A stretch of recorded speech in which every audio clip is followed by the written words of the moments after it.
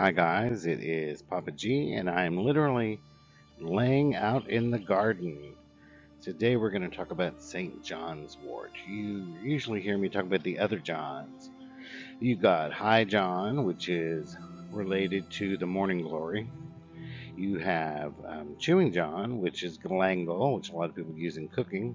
And then you have Dixie John, which is it's also called Bethroot. It's a little different than the rest of them, but people mainly use it in love work.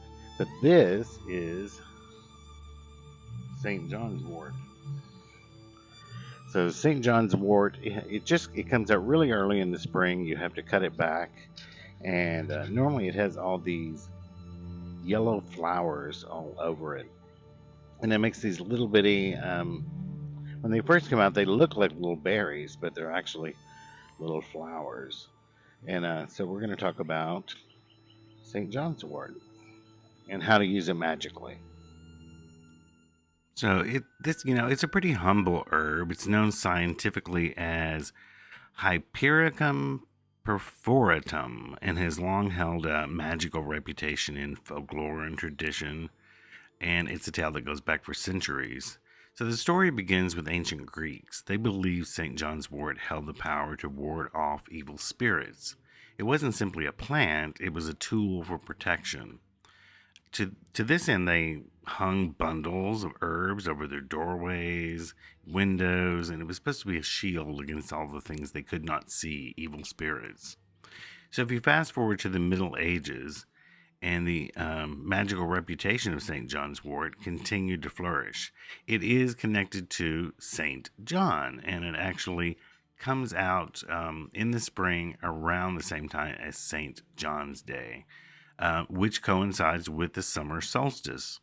So that's usually when it blooms, is when it during the summer solstice, and during that time, is associated with supernatural happenings. So the herb was is seen as this beacon of light. It drove away darkness and evil, and its bright yellow blossoms were compared to the sun, which would be a symbol of like life and hope, things that would drive darkness away. So the blooms held this protective property. And as time moved on, so did the magical tales of St. John's wort. And like in the Victorian era, young women turned to the herb for divination, particularly in matters of love and the heart. They believed that if the plant grew well in their gardens, love and prosperity would follow.